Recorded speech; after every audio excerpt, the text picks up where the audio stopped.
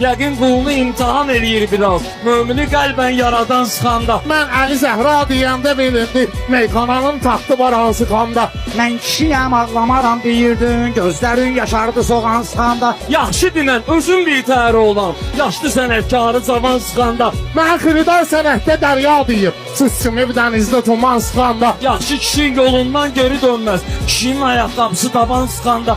Əsas məni uşaq sıxmasın, nə olacaq məni xırdalan sıxanda. Yadıma salacağam düşəndə qırğına, səni havasını valənkaran sıxanda. Mən biləni yadıma düşər turkoba, tələt gəlib başıma nağan sıxanda. Lənkəranın limonu satarkən meyvə. Beynimi davleyni fırlan sıxanda. Ay sənətin sərsəsi, dağladıysan, başımı bu yandan çalağan sıxanda. Ata qozalıb, ana qozalıb qorxuram, yaşamaq istəmirəm zaman sıxanda. Buzlu marojna yağıyırdın o vaxtı, kişiləri bumbuz maqadan sıxanda. Sən özün də Bakıda keyf eləyirdin, Xudayarı dağlarda duman sıxanda.